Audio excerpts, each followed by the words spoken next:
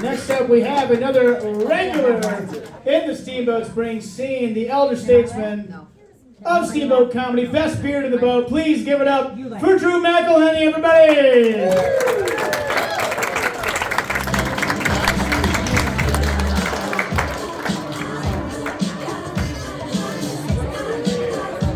Thank you. It was the best beard, but I did trim it off, so now it just looks like everybody else. I turned 50 years old, and I figured I should stop looking like the guy that's like, there's gold up in them there hills. You know, creep people.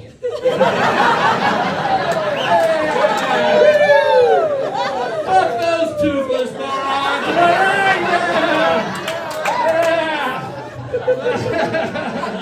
Oh man, it's great to see a room full of people that can't afford to live in steamboats. People see ya, you fuckers. Oh man. Kyle said, you want to do this show in Hayden? I was like, yeah, I'll do a show in Hayden. He goes, now, it's a big deal, so don't disappoint. And I was like, dude. If there's one thing I do good, that is disappoint. You can ask my ex-educators, lovers, family members. Disappoint. Even my mom, God rest her soul, on her deathbed, the last thing she said to me was, "You're such a disappointment." Yeah, but granted, I was standing over her with a pillow. You laugh, but I'm rich and can live in steamboat.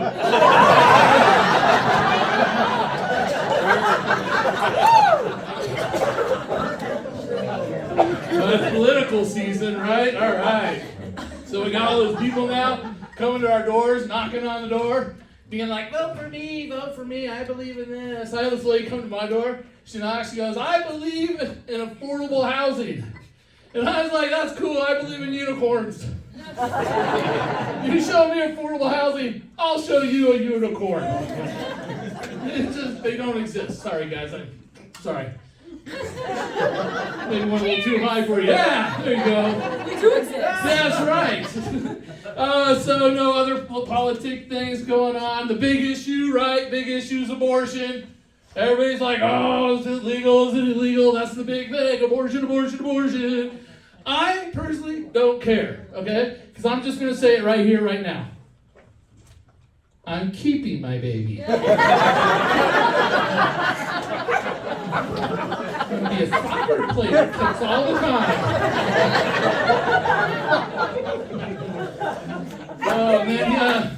Kyle brought up old Donnie Trump a little bit ago. I'm going to go one step farther. I'm going to bring up our local representative, Lauren Boebert. Gotta love Lauren. You gotta love her. She's the best, yes. But all the attack ads are happening now, right? They're like everywhere. One of the attack things that came out said that Lauren worked as an escort for escort service and had multiple abortions. And her camp came out and adamantly denied it. Said this never happened. And it sucks, because I was just starting to like her. Alright, that's it. I have no more politics. I'll save you guys. Someone recently, another comedian got on stage recently and said, Drew, your comedy is so simple. I can do your comedy. And he got up on stage. He goes, hey, I'm Drew McElhenney, everybody. I'm fat, stupid, and my family hates me. I was like, hey, fucking nailed it. Like, just straight up right on, man. Some other things in the news lately is it's a study that just came out. This is a new poll that just came out. More people in the United States of America smoke weed than tobacco. Yeah, that's right, motherfuckers. We did it! Love drugs. They're so good. I love them, man. I did a lot of drugs when I was a little bit younger, man. I did. I was living in Telluride for a little while, and I was doing a lot of LSD. I was doing so much LSD, man. I was doing LSD like 5 days a week. Just tripping balls the whole time. People are going, man, you gotta stop. You gotta stop doing so many drugs. They're hard on you. They're hard on your body. They're hard on your health. They'll take years off your life.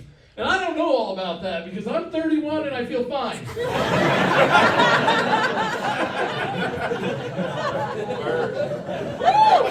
Recently in the Steamboat paper, there was a girl that got arrested because she dosed a guy at the bar with LSD without him knowing it.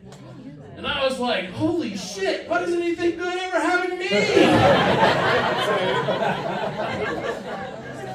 A few other things about myself too here at Steamboat. I am the voice of Steamboat Springs High School basketball on the radio station. Thank you very much. One of the things I learned about the Steamboat Springs School District by calling high school basketball games is that they're really shitty at their background checks.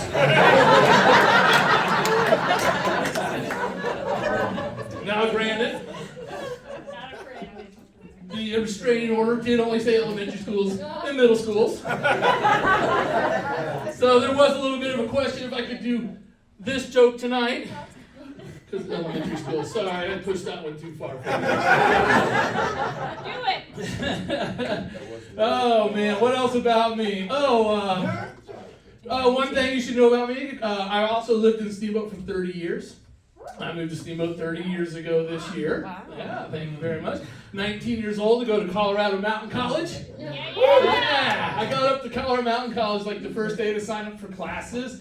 And there was a class in there that was called Boot Fitting 101. It's like a real college class that teaches you how to put a ski boot on somebody's foot. And I was like, dude, this is perfect for me. You have to be a dumb motherfucker to flunk out of this class. I'm sorry, let me rephrase that. I was a dumb motherfucker for flunking out of that class.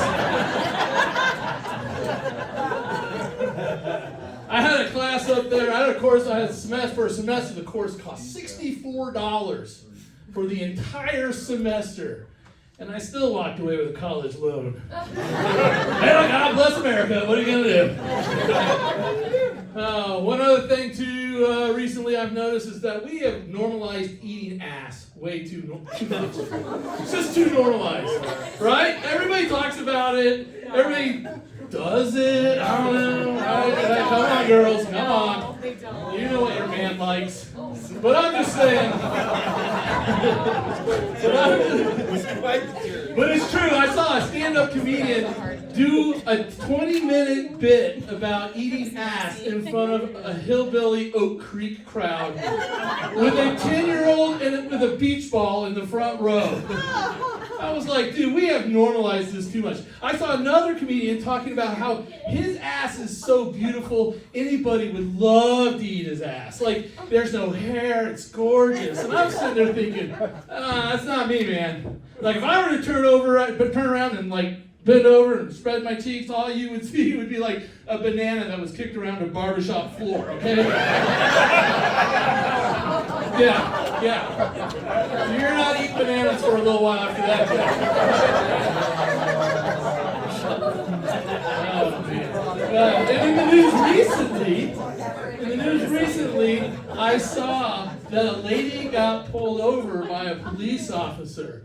And she so didn't want to get arrested that she actually offered, this is a true story, offered to eat the police officer's ass, to lick his butthole to get out of being arrested. And I was so pissed off when I read that. I was like, I didn't know that was an option. I think of like all the DUIs I could have gotten out of. How's my breath smell now, officer? A little bit like last night's dinner? Oh, you guys have no idea. One other thing about me is I come from a broken family. I do. I grew up in a broken family. Thank you. Weird thing to woo at, but yes. My childhood sucked. Thank you very much. No, it's true. I did. I grew up in a broken family. My sister is a paraplegic. Oh, dude. Boom! Hit a wall, man. Dead silent. That's okay. Usually I get a lot of moans and groans, but dead silence works also. Listen, I get it, people. I do. I didn't want one of them in my family either. Oh, you pushing me, are you? Oh, you want more? No. I should just get rid of that joke. I should. It just has trouble standing on its own.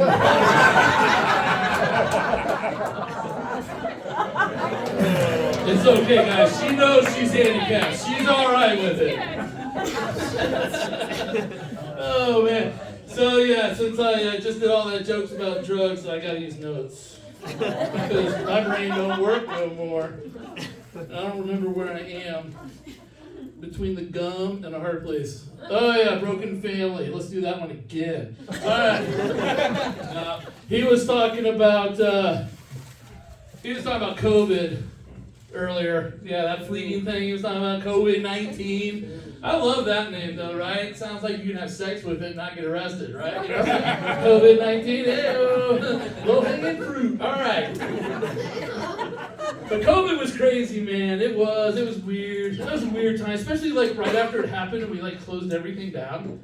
Like we got all panicky and like everything was closed, like schools were closed. The only thing that was open were weed shops, right? We went from like being afraid to have a little bit of weed in your pocket in like 2008 to like 10 years later, they're like, it's essential that you have your weed. But everything was locked up, man. I remember being in my tiny little fucking shoebox size of a home with my family, my 2 kids, my wife, my dog, and I was just going fucking crazy. Like, I went full Susan Smith crazy, people. Like, I was ready to put my family into a minivan and drive their asses into a lake. That's how bad I got. Yeah. And I got all the way to the lake. Fucking thing was closed. Don't get me wrong. I will kill my family, but I will not break park regulations.